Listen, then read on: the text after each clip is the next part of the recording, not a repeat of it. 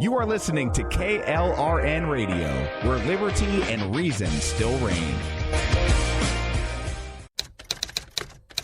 All writers are prone to becoming so attached to our characters and stories that we struggle to see why a passage may not be working. It takes another set of eyes to help us nurture our writing to full maturity. At Black Wolf Editorial Services, we strive to enable writers to develop and grow, shaping stories into masterpieces that can stand the test of time. Editing services are provided for all genres and all age categories. Services range from critiques of the short story through to line edits of the full-length novel and copy editing for those preparing for publication. We also offer assistance on generating a writer's bio for your websites, as well as help with those book blurbs and promotional material. We won't abandon you to the masses. We want to celebrate with you in your successes. Black Wolf Editorial Services, nurturing your writing into maturity. For a full list of services and prices, visit us at blackwolfeditorial.com. Individuals and businesses with tax problems, listen carefully. Do you feel like you're losing control over your finances? If you owe over $10,000 in back taxes or have unfiled tax returns, we can help you take back control. The IRS is the largest and most aggressive collection agency in the world, and they can seize your bank account, garnish your paycheck, close your business, and file criminal charges. Take control of your tax problems now by calling the experts at Tax Mediation Services and take advantage of the Fresh Start program and new laws that may allow us to negotiate a settlement for the lowest amount possible. Our team of tax attorneys and enrolled agents can stop collections and get you protected so you can take control of your financial future. Tax Mediation Services is accredited by the Better Business Bureau. Call now for a free case review and a price protection guaranteed quote. Call Tax Mediation Services now at 800-610-9050. That's 800-610-9050. 800-610-9050. KLRN Radio has advertising rates available. We have rates to fit almost any budget. Contact us at advertising@klrnradio.com.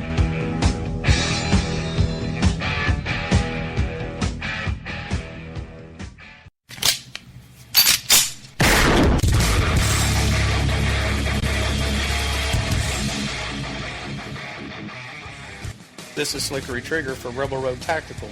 With proper care and feeding, your pistol will be ready when you need it, there to save your life. Shouldn't your gear be that good? Whether you need a holster for comfortable everyday carry or a tough-as-nails holster for your next training course, Rebel Road Tactical has what you need. Check us out on the web at rebelroadtactical.com. Tired of paying outrageous prices for Viagra? Well, we have great news for you. Now you can finally get Viagra at huge discounts. Healthy Man allows you to save up to $500 on Viagra. Why pay U.S. pharmacy prices of $15 per pill or more when you can get Viagra for less than $3 a pill? Call today and get 40 Viagra pills for only $99. This can cost as much as $600 at your local pharmacy. You can't afford not to call us. If you want Viagra at the lowest prices, never pay $15 a pill pharmacy prices again. Get Viagra for less than $3 a pill. Call 1-800-516-7602 today and save up to $500 and get 40 pills for just $99. Healthy Man is fast, easy, and affordable. Operators are waiting at 1-800-516-7602 to take your call right now. Call 1-800-516-7602. That's 1-800-516-7602. Again, 1-800-516-7602.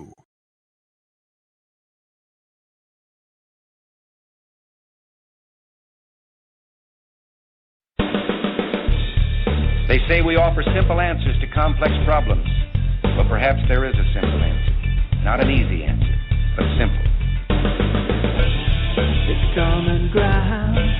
It's common ground. It's common ground. It's common ground. We have serious problems to solve, and we need serious people to solve them. Republicans and Democrats. All right, happy Saturday morning. I almost said sappy day morning. I'm not sure where that came from. Get paid to talk for a living sometimes, still can't seem to pull it off. All right, so welcome to Finding Common Ground. Just a few minutes past the hour here, and I've got my usual leftist co-host, Mr. Bryce Robbins, who spent most of last week's episode, in case you hadn't caught it yet, with Jess from Jess's POV as a surprise right-leaning co-host who spent a good majority of the show complaining about how I make fun of him and pick on him and call him genius and PhD candidate and everything else. So, how are you, sir?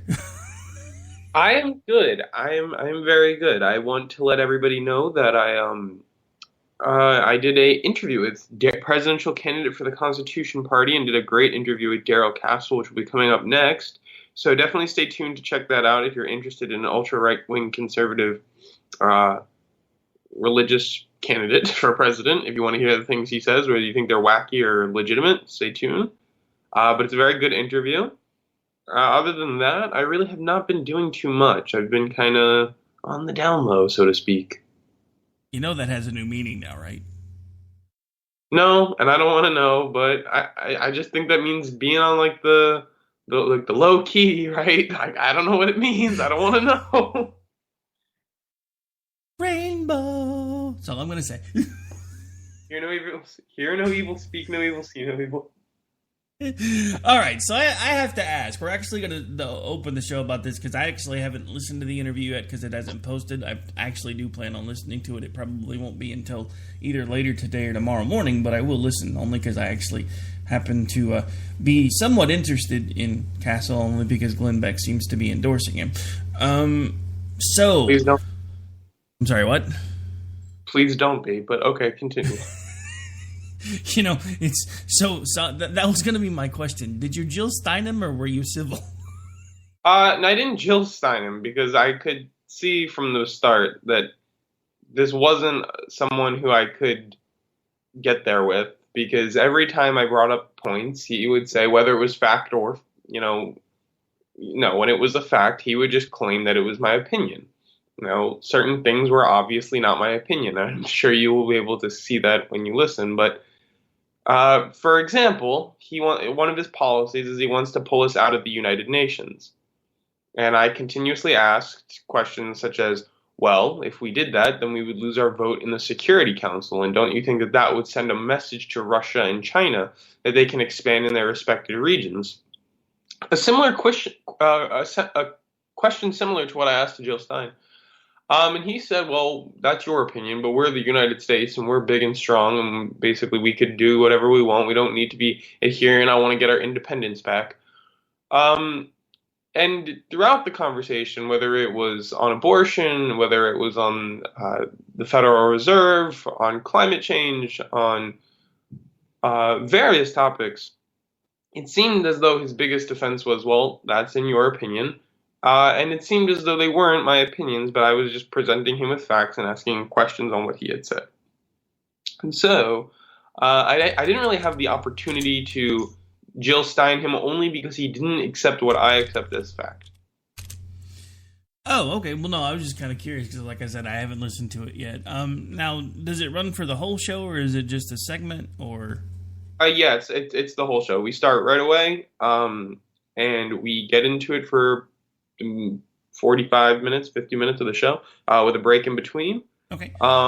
It's a very good show. I definitely recommend everyone listen to it because, if you're ultra right-wing conservative and you believe that, gay marriage is wicked and evil, this might be a guy for you. If you're liberal and you want to pull your hair out, this might be a guy to get some laughs from. So if you want to hear a concerned liberal host hearing a guy running for president who's getting traction, listen to the show. You will hear a concerned liberal host. But yeah, I really don't know what else to say about him. I mean, he seemed respectful and nice, but I'm sure he's not if you're of a certain group. He didn't sound as though he like you will see in the interview.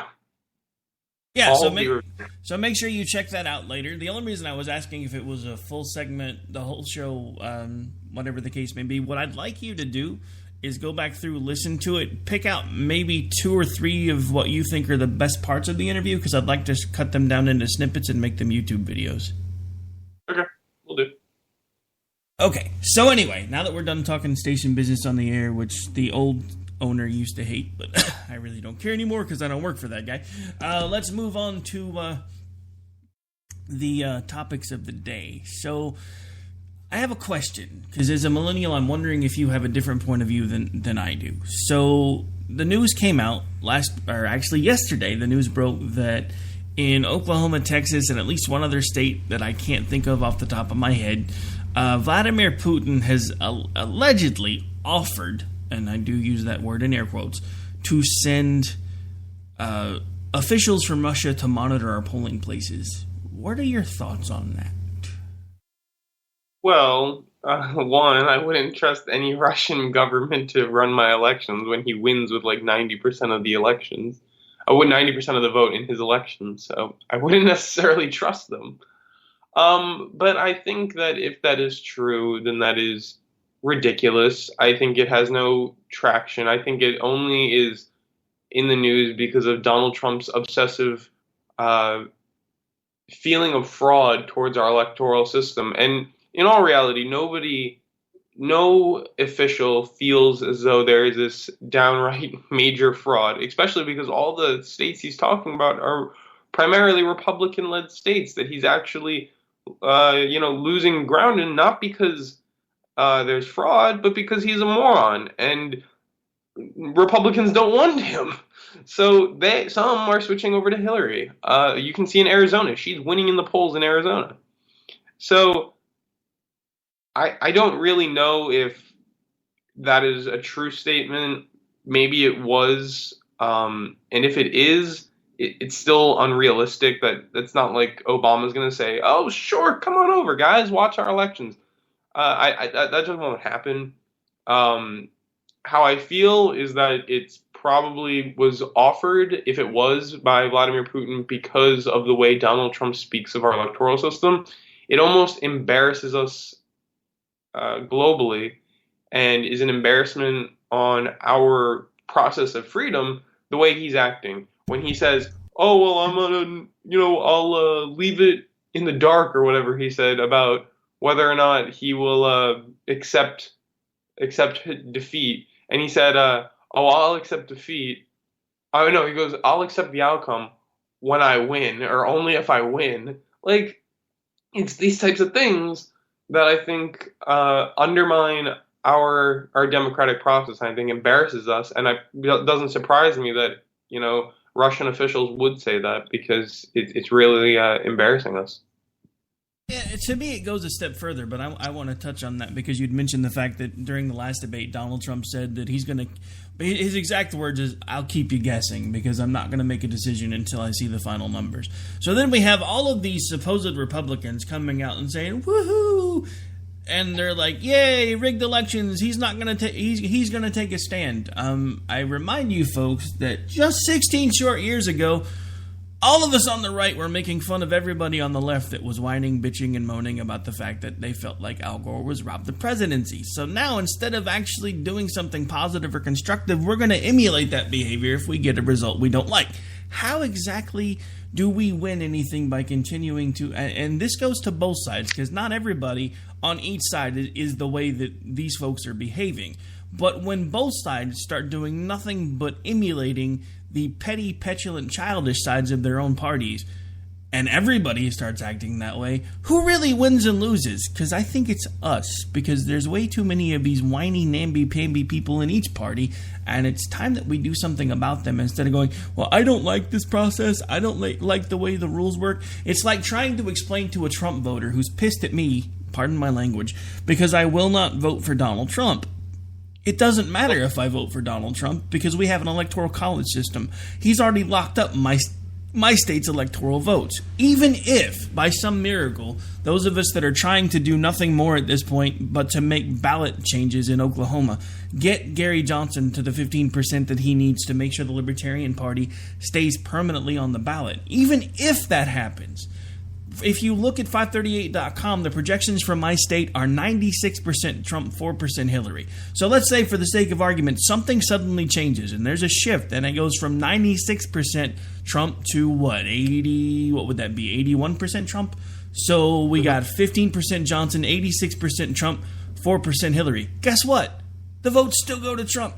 It's an electoral college system. I'm so tired of having to explain to people that the president is not elected by populist vote. It doesn't really matter how many people vote for him overall. What matters is what's happening in the swing states. And thanks to these idiots, Georgia is now a swing state.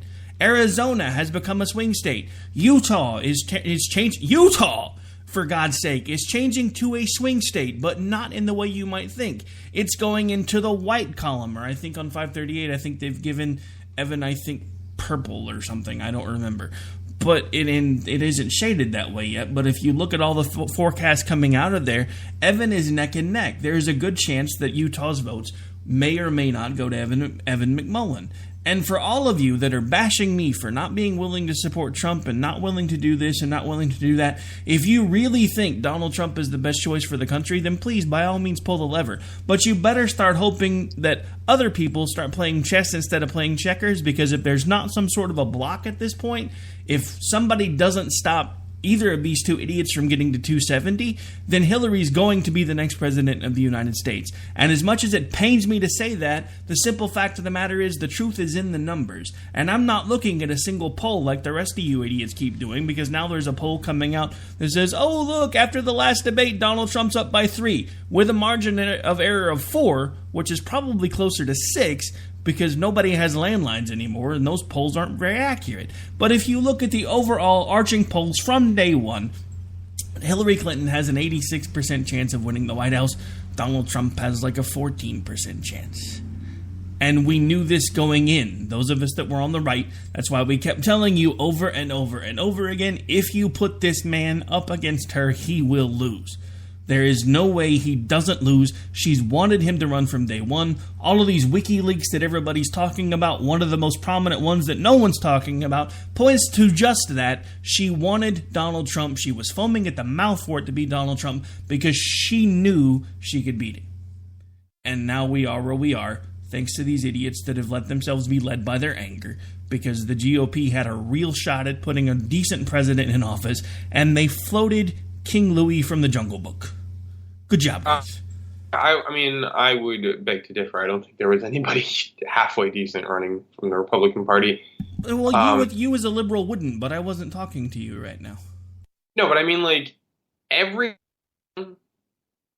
there was like a Ben Sasse. There was only there was no moderates from the Republican Party. There was no fiscal conservatives, social liberals. There was only very right-wing people, conservative, very religious people. I mean, even John Kasich. People forget. You talked positively about John Kasich all the way through the primary process, and now that it's over, you're back to you guys are nothing but a bunch of white ring religious extremists. John Kasich was the most workable. Bryce, this is exactly what I'm talking about, though. There is no compromise anymore. There's none. There's no give. There's none. It's all or nothing anymore in politics. That's why we keep getting to where we are. Rick, I could not honestly pull a lever for somebody who's the reason why gay marriage went to the Supreme Court, because he opposed it. That was him. Let's not forget that the gay marriage case in this country originated against Kasich. He's the guy who sent it there because he denied it. So he's not, comparatively, yes, he was in the middle. He was a moderate compared to all the other guys on the stage and Carly Fiorina. But when you look at things in the grand scheme, he's not this middle of the road, let's work out our problems type guy. He's really not. Even though he went to the White House and had a press conference about the Trans-Pacific Partnership, which will sell out our country, I believe. I really don't support. I can't support somebody who is the reason why gay marriage might have fallen in this country. And I'm glad the Supreme Court worked out the way it did. But I don't think anyone who's willing to deny people their liberty and their freedom is worthy of my vote. No, never. So I could never, in good conscience, pull a lever for him. I mean, I know he respects the law of the land now. I think he's even said, well, it's the law of the land or whatever. But I just don't like that. that he is the real. I mean, comparatively, yes, he's in the middle. He's whatever. And I did speak okay of him. I said, you know what? Yeah, I mean, if I had to vote for one of them, I probably would have voted for him.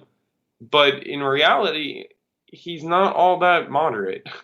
There is nothing to suggest that he is a middle of the road type person. So in that sense, no, I don't think I could ever vote for him. Now, if you're looking at the other candidates, they're far worse in my eyes, way more right wing. Yeah, but you're okay with Hillary Clinton, so that speaks volumes right there in my book. So I am okay with Hillary Clinton because she represents more of the ideas that I believe in. Again, it's not about who you have a beer with or who you like. It's about... Never mind the fact that she was too stupid to know what the word classified means, but we're going to give her access to the nuclear launch codes. Never mind the fact that during the debate she actually told everybody what our nuclear response time was. We're going to give her access to the nuclear launch codes. Look, I don't like either one of them. Both of them terrify me. That's the problem that I find myself in, because this entire election cycle, I've been fighting everybody from all sides, because I'm trying to call it down the middle and going, look, there's a million reasons why we shouldn't vote for her. There's a million reasons why we shouldn't vote for him. Can somebody please find me a damn reset button? And, you know, today, if the Iran-Contra happened, nobody would have... It would have been the same response to Ronald Reagan. I mean, that might have been even worse than what Hillary had done. He literally sold weapons to Iran to pay for a revolution in another country, who were drug smugglers into the United States. So politicians, whether they're loved or hated, do bad things. And America loves to love Hillary Clinton when she's in office and loves to hate her when she's out of office.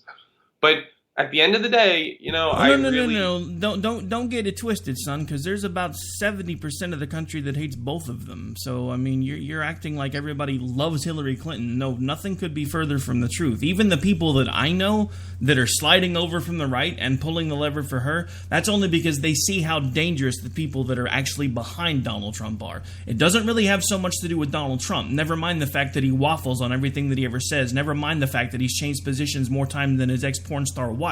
It has to do with the fact that the alt-right is becoming more and more prominent in the darkest corners of social media, and they're becoming braver and making threats against prominent people on a daily basis, and have been since 2014, even before Donald Trump came into the limelight. Those people were already starting to gear themselves up. So don't get it twisted, because a lot of the people that I know that are voting for Hillary Clinton, which I can respect their decision but not their choice, is because of the simple fact of the matter is there is a snake in our kitchen and we need to do something about that snake, and you don't invite it to dinner, you cut its head off. And before anybody else gets it twisted, I'm not talking about Trump, I'm talking about the alt-right. There is a major problem in this country. They're called the alt-right, and whether you like it or not, they're also called Black Lives Matters, because no matter which of these groups might or might not have been started with the best of intentions, they have been hijacked by a very few, very vocal people that are making things worse for everyone. And we need to stop fighting about the stupid crap and remember that we are Americans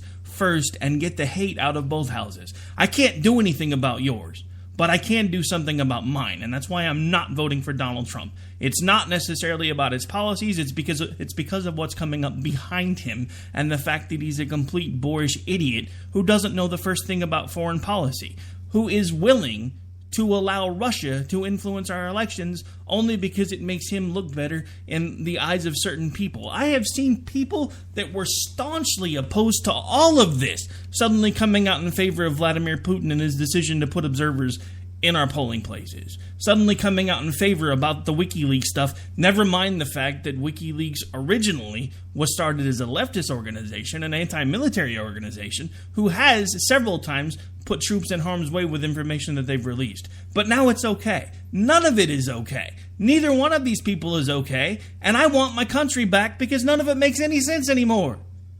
Well, the statement, I want my country back, I don't think your country's ever coming back. It's evolving for a multitude of reasons. But when looking at Donald Trump, he does not know anything he's talking about. I mean, I would much rather have Hillary Clinton than Donald Trump leading our country. So for that reason, I'm making the wise decision in voting for her.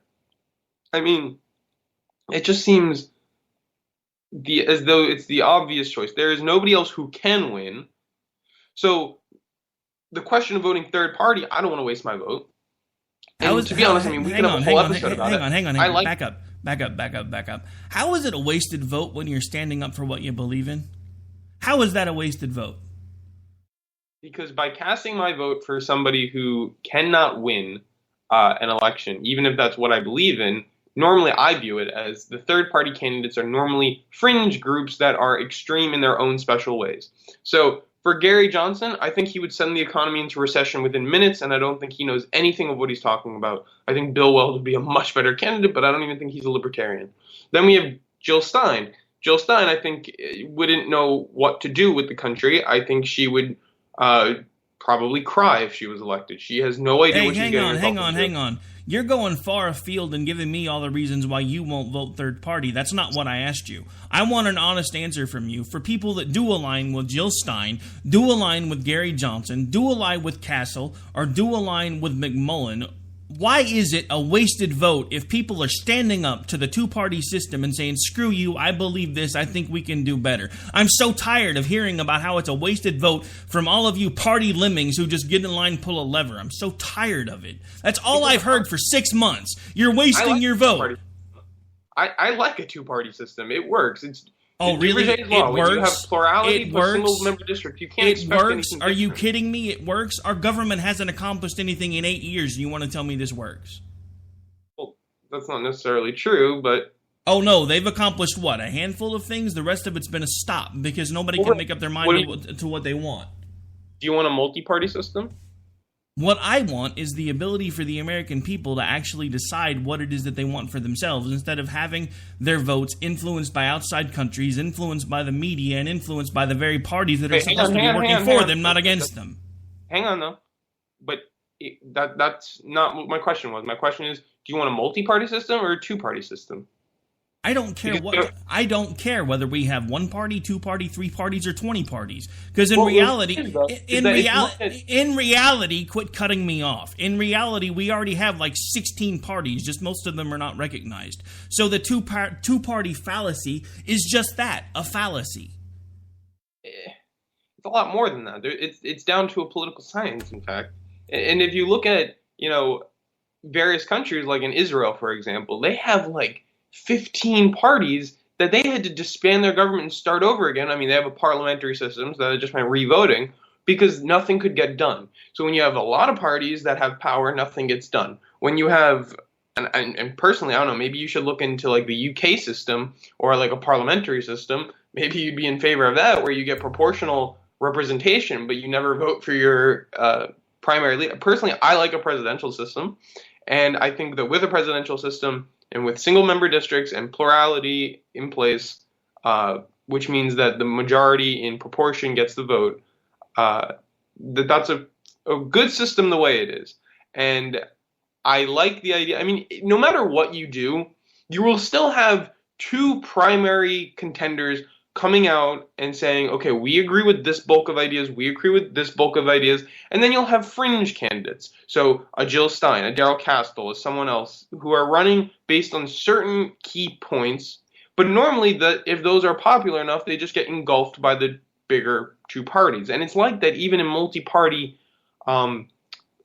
countries, where we have two parties emerging, and you have multiple other parties that are probably going to be more successful than here.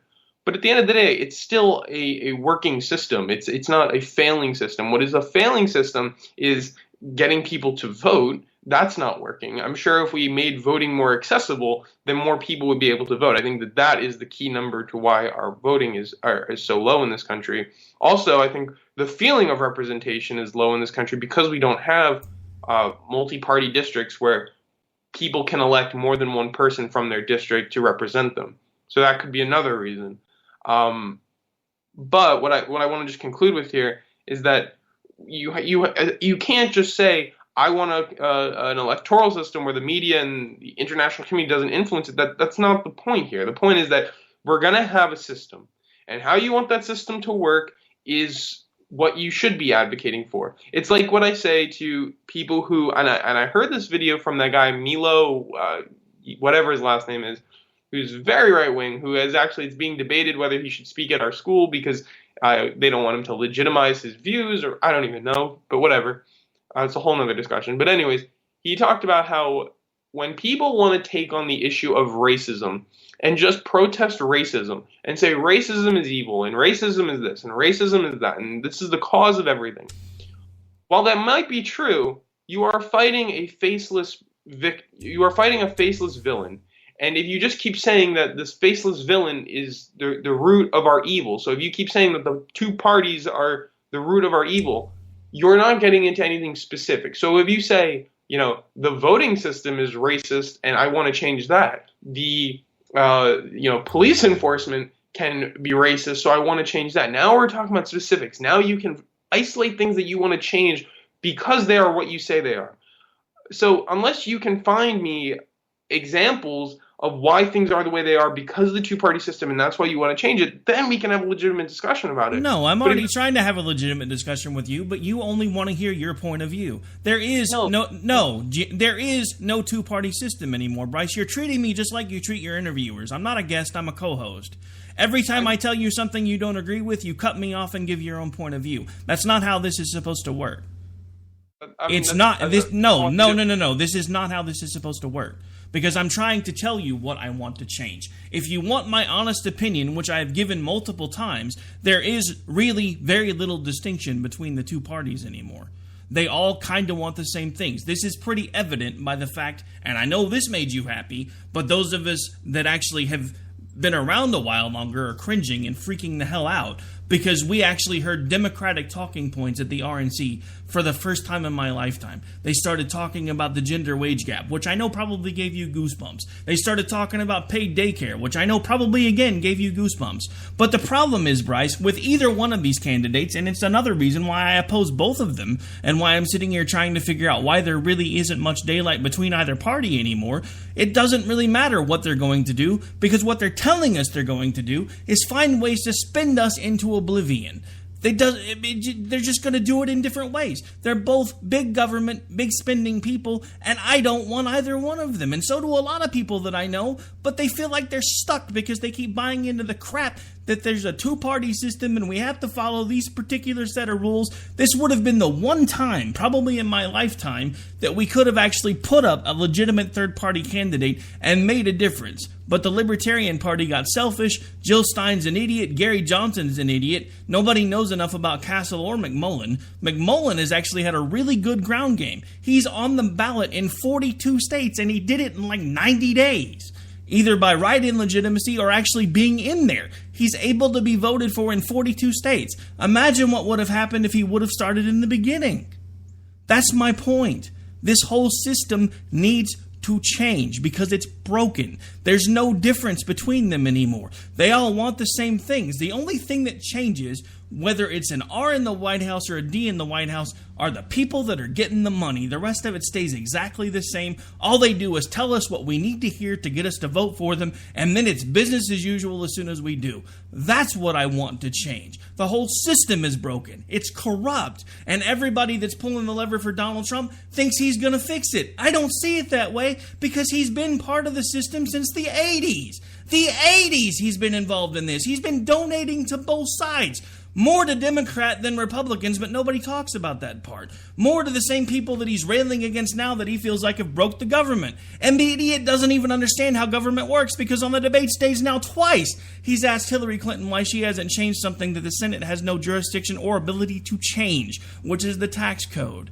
And she's not any better. She can't even distinguish what should or shouldn't be classified information. And I don't want to hear about all the other times that it happened under other administrations because email wasn't as prevalent then as it is now. It wasn't as readily accessible as it is now. And if I was the age I am now, then I would be speaking out against it just like I am now. Whether it's on my side of the aisle or the other anymore doesn't matter to me. I am done picking the lesser of two evils. This country still matters. The principles it was founded on still matters. The document that created it still matters. And everybody wants to throw it out the damn window, and I've had enough.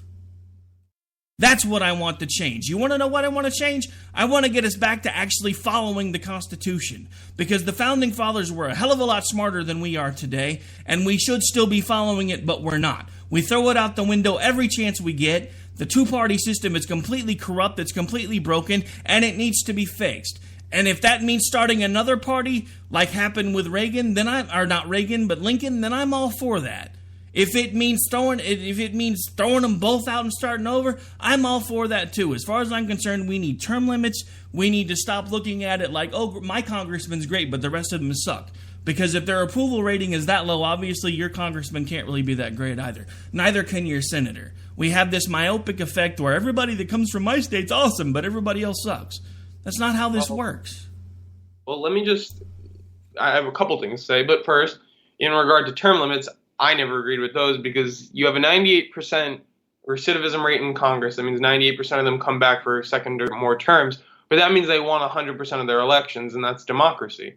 Also, on Lincoln, the only reason that the Whig Party fell apart was because the Republicans couldn't agree on their stance on slavery. So then you had Lincoln's wing that agreed that there shouldn't be slavery, and you had the other Whigs who kind of disintegrated off into their own little fringe party. Again, formulating a giant two-party system. But you keep saying that the system is corrupt, but let me ask you, the corruption that you talk about, the things that you don't like, well, one, what is it? Specifically, what is it that is so corrupt? And two, don't you think that most of those corruptions that I can think of, whether it's gerrymandered districts that disproportionately represent one party over another, were freely forced under conservatives? And a lot of things that I could think of that are wrong with our election systems and wrong with how they operate were done under conservatives. So I want to know what specifically is the corruption that is really the bad issue here. Because what I heard was that, Bernie, kind of what I heard from you was that our system's not that great. It can be better. And it sounded like Bernie Sanders. That's what he talked about. So maybe you should write in him after all, because that's what he wanted. Genius, I've already told you this a million times. I can't write in anybody or my ballot's void. Oh, there's no write-ins in Oklahoma? How many times have we had this conversation? At least 12 that I can think of. No, my state doesn't even recognize write-ins. If you look it up, there's actually a site online you can go to that tells you the voting restrictions for each state. My state, not only do they not recognize write-ins, if you try to write anything in on the ballot, they throw it out. Interesting. Well, but think of the specific corruption that you want, that you have a problem with, and rather than just say we need to get a new party or start over, specific corruption that I have a problem with. Okay, let's talk about a president changing immigration laws by executive order. Let's talk about a president using the IRS to target specific groups of people that he doesn't agree with. Let's talk about the fact that Congress continually votes themselves pay raises even though we're broke. Let's talk about the fact that we keep giving these people hundreds of thousands of dollars of severance for 40, 50, 60 years even though they were millionaires before they got there. Let's talk about the fact that they all work together and collude behind the scenes and then come out and pretend to hate each other in front of the cameras. It's all a freaking shell game. There is no difference between the two parties other than the public face that they give you. That's what I've been trying to explain to everybody about Donald Trump and Hillary Clinton from the beginning. Donald Trump and Bill Clinton used to play golf together. Hillary Clinton has been to his daughter's wedding. Their daughters grew up together. These people have been friends for decades. There is no way that type of friendship gets turned off.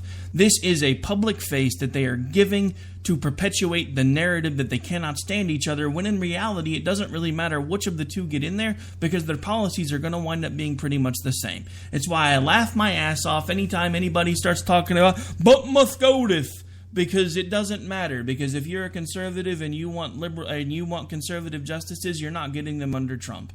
Good news is, if you're a liberal and you want liberal justices, you're probably going to get them under either one. So you guys really can't lose in this election because we got played. That's part of what I'm talking about. That is the corruption. These people pretend to be one thing in public and they say things completely different behind closed doors.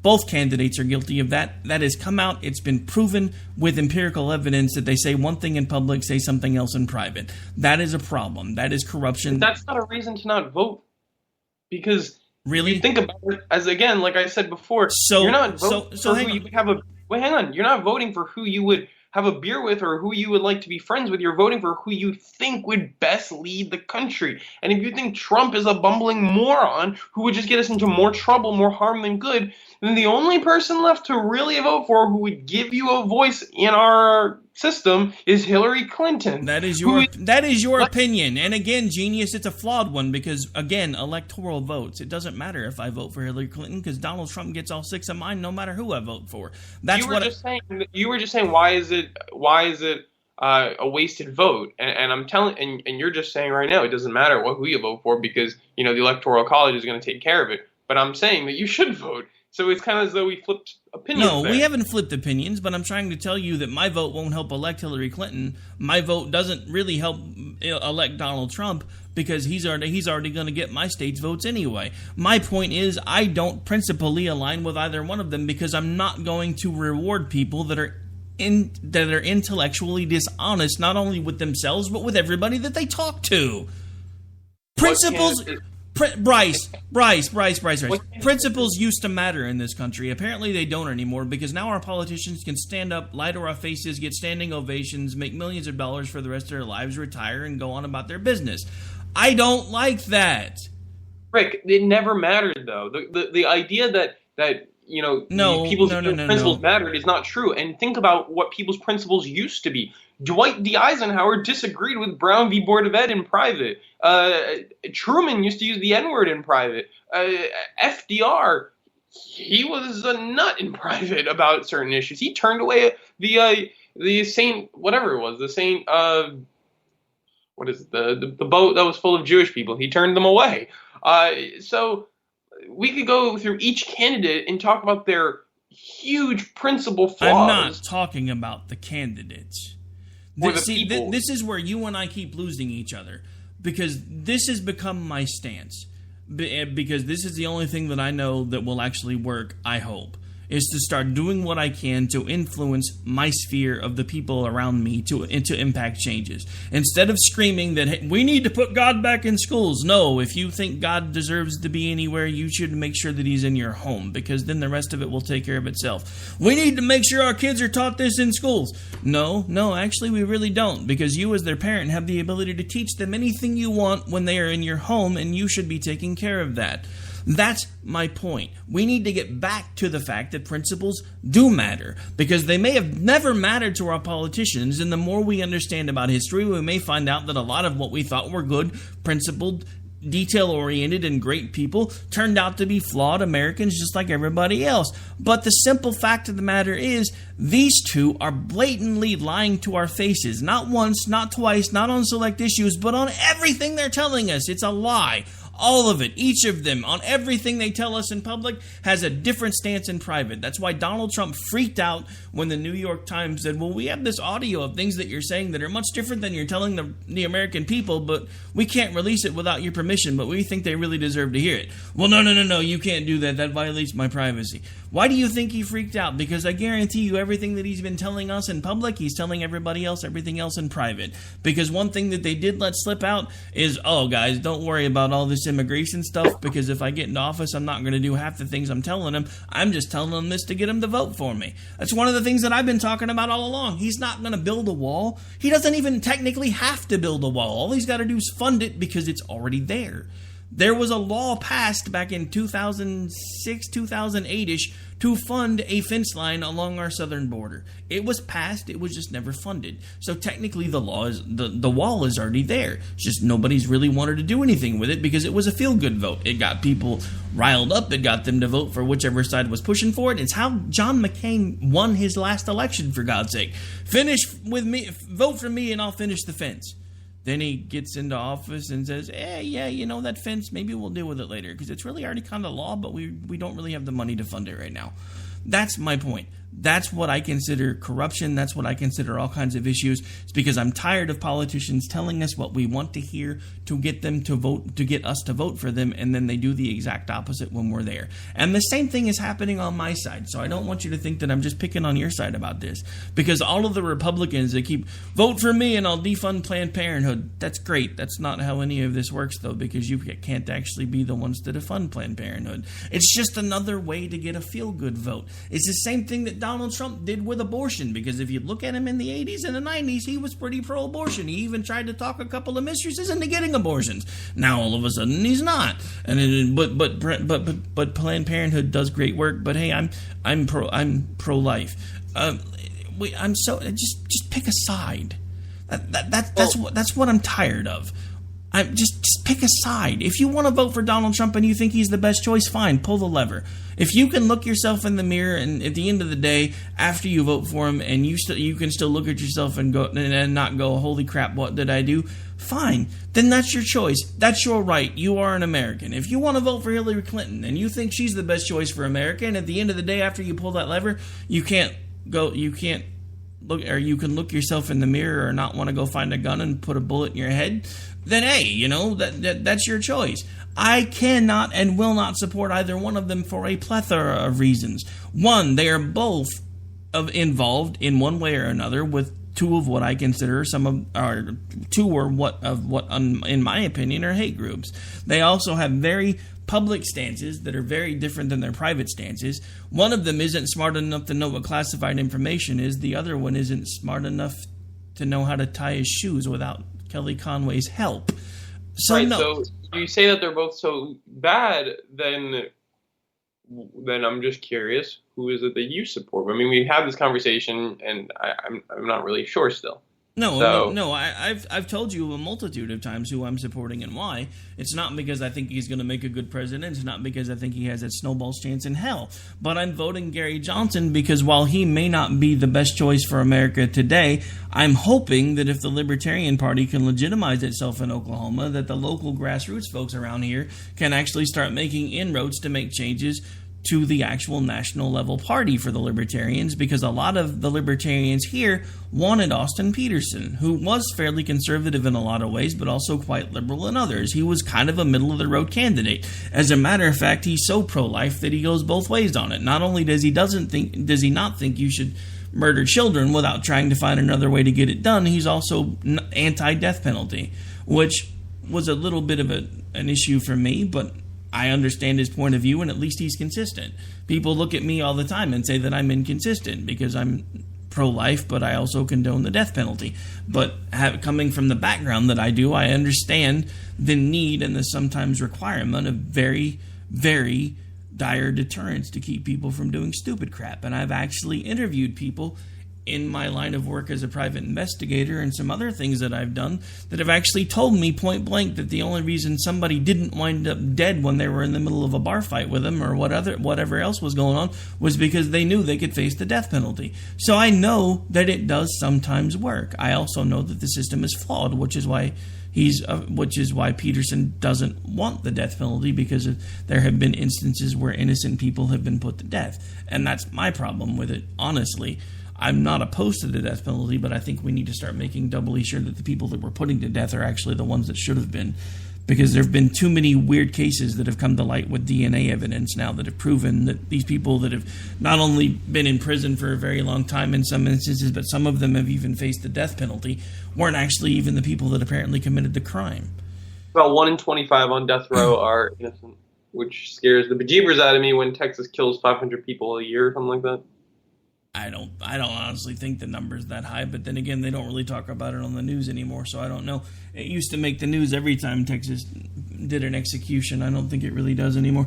Anyway, we've completely blown through the brakes, so we might as well just keep on going. Sure. So, I mean, if you want to talk the death penalty, we can. I'll add in my 2 cents. Why not? Sure. The reason I'm not okay with the death penalty is simple.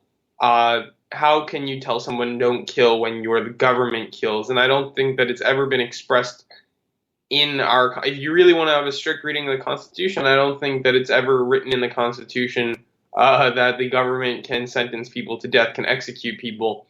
And I know that it's been ruled by the Supreme Court that it has to be done by a jury. But still, I don't think that is, even if it's the most heinous of crimes, I don't think death is appropriate, and killing someone is an appropriate response. I think you need to be better than the people who were evil to you. Even if that means keeping them in isolation for the rest of their life, so be it. That's fine. I lock them up, throw away the key, dump, rotting coleslaw in there for their meal every day for the rest of their life. I don't really give a crap. But I don't think killing them is ever appropriate, especially because 1 in 25, as I've said, are innocent or within question, there is not certainty. So I can't in good conscience, like if I had to be on a jury for a case to sentence someone to death, I could not do it. No matter how bad they were, I don't think that is within my judgment. I don't think it's my right to judge them, and I don't think I could. So lock them up, throw away the key is my idea. And also, if you look at all the bot executions, and most drug companies won't even make the drugs to kill people anymore, so it's becoming way too expensive. And it's also becoming a lot harder because, again, certain companies won't make those drugs for the government anymore. So, they don't want their name to be labeled with you do the death penalty. So I don't know. I agree with assisted suicide. That I could get on board with. I think that's okay. But I don't like the death penalty idea. I just, it skews me out.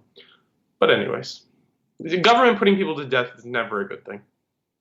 It's interesting that you mentioned that you're okay with assisted suicide. There aren't very many people that, well, I say that, but even my dad has mentioned before that as far as he's concerned, if he ever gets to a certain point, he just wants me to bring him out here, shoot him in the head, and put him in the backyard. I'm like, Dad, I'm not doing that. Come on, Dad. I gotta put you down. Yeah, it's like Old Yeller Moment on steroids. But yeah, I mean, I don't honestly know about that. But that has, again, more to do with my my personal beliefs. I think that life is a gift, and I think that we should live it to its fullest potential until such time as we are called home. Because it's not really up to us as to when we go home. But that's just yeah, I would agree. No, I would agree with that. I don't think it's someone else's right to determine when you go home, so to speak. I don't think that's in any facet acceptable. So. Yeah, I mean, we'll agree to disagree there, but that's only because, again, I'm coming at this from a different perspective than you are, and I'm not saying your opinion's any less valid than mine. I just have a different one because, again, I've seen actual evidence that has stopped people from committing that ultimate act because they knew if they did it, especially in the circumstances they were actually involved in, that they were likely facing the death penalty. That deterrent to me is sometimes important because you don't actually know how many more serious crimes it really stops because people don't always think it through, but every once in a while you'll have one that right as they're about to really get to the point where they snap, they have their last rational thought and they're like, oh crap. Yeah, no, can't do that. Don't want to die. I've seen multiple suggestions or multiple articles I remember reading about how the death penalty is not a deterrent, and in states where the death penalty doesn't exist, there's no spark in crime, in high violence crime, because there's no death penalty. I mean, that just doesn't exist. So I don't see it. I mean, there may not be empirical data to support it, whatever you want to say, but again, I actually have personal experience where people have point blank told me the only reason that person's not dead right now is because I didn't want to face the death penalty. I'm fine with going to jail, but I didn't want a needle in my arm. So you can say whatever you want, and again, I'm not saying your opinion's any less valid than mine, but I have actually talked to people who've told me point blank exactly what I'm telling you. So I know for a fact it is a deterrent. It may not be a very big deterrent. I mean, it really may not. There may just be a handful of people that it stopped. But, kind of like that line with the guns. If it saves one child. Yeah, but then all the mistakes that are done, if it saves one child but kills 10 accidentally, I'd rather, Did you just tacitly say you'd rather the child die? No, I'm saying that if you're gonna have 10 accidental die, one die. Hang on, don't get upset. I'm just giving you a hard time because you're like, yeah, but if it saves one children but kills 10 accidentally, didn't that just kind of? Yeah, I mean, it's like the logical, I guess fallacy, or not fallacy, but would you rather save one you can change the tracks. It's one person or three people. Who do you save? You probably would save the three people. So. I'm not saying that there are more people on death row that are in need of saving. I'm just saying that the system is messed up in the sense that there are people who don't actually do it who are getting put to death, and they should not be on the track in the first place. They should just be at, in a holding cell. I don't know how to describe it, to be quite honest, but I just don't agree with the government killing people. I think that's a bad start. Must be about noon where you are. Yeah, no, that's the fire alarm. Are you in Jersey again? Yes, actually I am. I was wondering, because I only hear that sound when you're in Jersey. Yep, that's our town's fire alarm going off. I don't know why, but they built that a couple years ago, and it just makes loud noise at ungodly hours and normal hours, so go figure. All right, so we are starting to wind down at this point. Just in case we've had some folks tune in late, why don't you remind them what's coming up next? Right, sounds good. So up next on Opinion Nation, starting up at, I think it should be 11:05. I said it before because I figure we always go over. Is my interview with Darrell Castle. He's running for president from the Constitution Party. So he's going to be on the ballot in over 40 states. He is incredibly right-wing conservative, believes that gay marriage is wicked and evil. He thinks that abortion in every sense is the murder of children. He thinks that climate change is not real, and every time I said or inferred that it was based on scientific evidence, he said that that was my opinion, and no, it is not. I did get to ask him a cool question that I've always wanted to ask a Republican or somebody who uses the quote, I am not a scientist. So when he says I'm not a scientist, I go, well, hang on, I have to stop you right there. There are people who are scientists, and they're the ones that are saying largely that climate change is caused by humans, or at least accelerated by humans. So you'll definitely have to listen to that. That's towards the end of the interview. The interview starts up right as we get going in the show, so stay tuned for that. Great show to listen to. If you want to listen to a right-winger, Darrell Castle is the ultimate one. So check him out, whether you're liberal, conservative, you want to laugh, or you want to pull your hair out. This could be a good interview for you to listen to. So catch it coming up next on Opinion Nation. All right, and as a reminder, I will be back with you live Monday morning for America Off the Rails, every weekday morning now at 11 Eastern. We have shortened the format for a while because I'm actually working on getting some syndication deals up and running, so 3 hours plus trying to do all the extra stuff, plus all the other stuff I already do, plus working 40 hours a week's made it a little tough, so to make sure the show doesn't suffer, we have dropped it back to 60 minutes. We're still keeping the block, so if you don't catch it right away, it'll keep repeating till my block's over, so feel free to tune back in. You can also find the show on about 18 different podcast services, also available on AMFM247.com every Monday, Wednesday, and Friday. Coming soon to CRNTalk.com on every Saturday and Sunday, and also available on Red Nation Rising Radio, the Liberty channel. I think, is it Liberty or Justice? I never can remember. Anyway, just go to Red Nation Rising. They have two channels. One's Liberty, one's Justice. Go find me. I'm there 4 o'clock Eastern every day. And coming soon to a few other places that I'm working on right now. We'll make those announcements when we can. And then on that note, folks, I am out. I still have about 2 hours worth of behind-the-scenes work to do, so we're going to go ahead and make sure we don't run long on this one. Bryce, I went ahead and published now, so it'll drop as soon as we're over, so no worries. But on that note, folks, we are out. We'll be back next week to talk more about the mess that we find ourselves in. Bryce's new love affair with Hillary Clinton. I thought it was creepy enough when he was in love with Bernie Sanders, but now he's going for never mind. We'll be back next week. They say we offer simple answers to complex problems. Well, perhaps there is a simple answer. Not an easy answer, but simple.